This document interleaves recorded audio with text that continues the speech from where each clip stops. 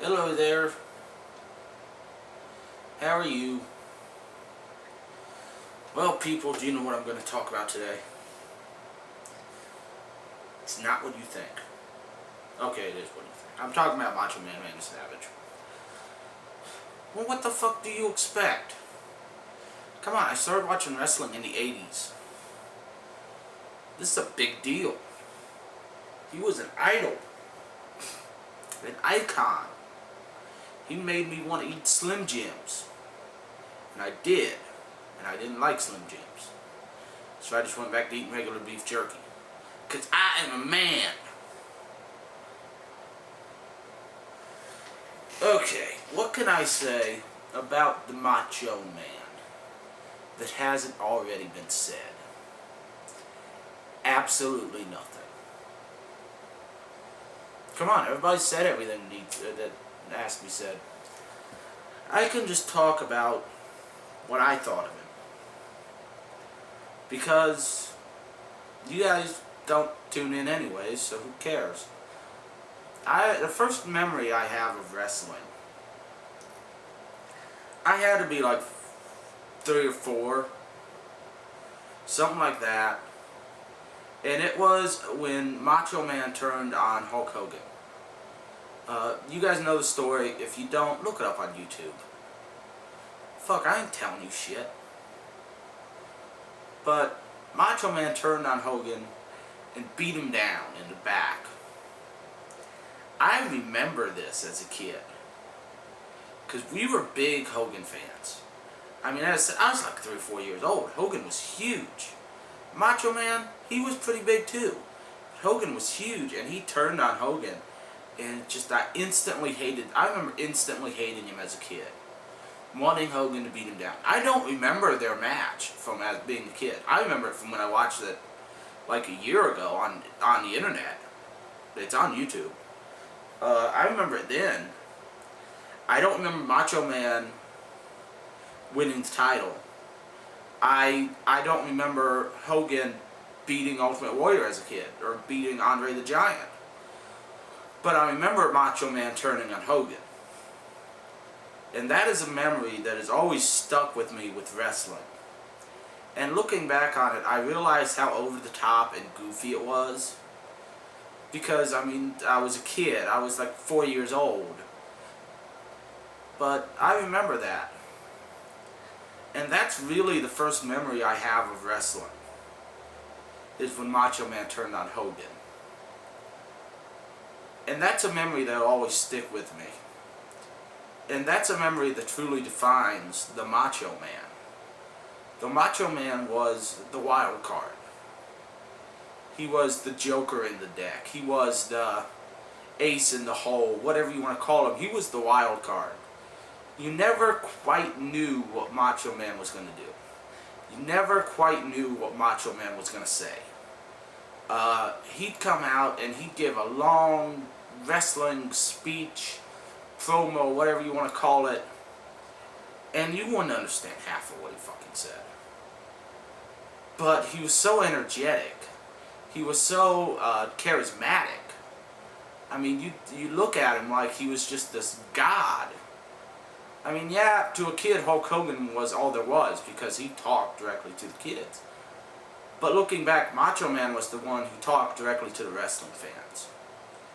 He was the one who talked directly to people who loved the sport. They weren't just the casual fans like I was as a kid. I didn't know a lot about it. I was just a casual fan. I thought it was real still at the point. And Macho Man was the wrestler's wrestler. He was the one who innovated. He was the one who got in the ring. He was the one who did things that no one else did. I mean, he had high-flying finisher. That was rare in the 80s. He wasn't that big, but he was big enough. He wasn't, he wasn't 4-move Hogan. He was, you never knew. You didn't know if he was going to win. You didn't know if he was going to lose. You just didn't know. He was the true wrestler. If I were to compare him to anyone nowadays, I'd have to compare him to Randy Orton. Not just because they're both second string behind Cena. Because they're both good in the ring. They're both good on the mic. And neither one has the predominant look of that day, of the day. Macho Man, he wasn't big. He wasn't insanely muscled back in the 80s. He was muscled, but he wasn't insanely muscled, and he wasn't insanely big. He was actually kind of short for that time. And that's what made him stand out. That and his wild outfits. Randy Orton's the same way nowadays. He's not exceptionally large, built large. He's tall, but he's not built exceptionally large like Triple H and John Cena. But he is muscled, and he's good in the ring. And that's what Macho Man was. I also remember in the 90s, this was NWO time in WCW. And it was a constant struggle because me and my brother were into the NWO. You know, we both watched it in the 80s. We knew these guys. We knew the Hulk Hogans. We knew the Macho Mans. We knew these guys from WCW. So we wanted to watch these guys. The guys we grew up with. But my sister, who didn't grow up watching it in the 80s, wanted to watch the young guys on the WWF. The Stone Colds, the Rocks, the Triple H's, the Undertakers, the Shawn Michaels. And so one week they had Hulk Hogan versus the Macho Man as the main event of WCW. I can't remember what the main event of WWF was, but we had a fight over the remote that night. My sister said, no, I don't want to watch these geezers wrestle. And me and my brother wanted to watch Hogan and Macho Man. I think we ended up flipping a coin and ended up watching Hogan and Macho Man. Well, my sister pouted because she didn't get away.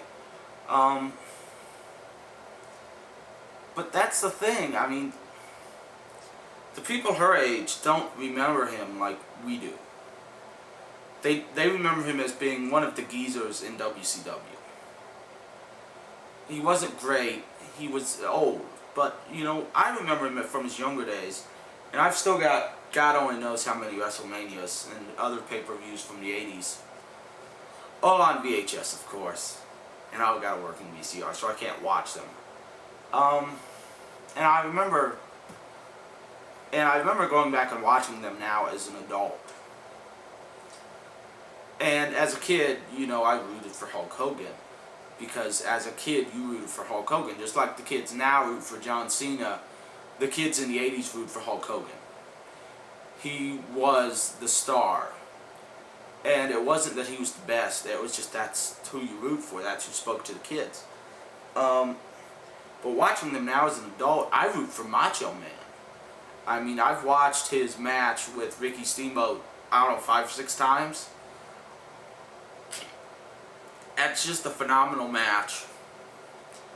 I've watched his match with Ultimate Warrior. He actually wrestled Ultimate Warrior to a great match. And you watch him and you realize how bad Hogan was in the ring. He was never great.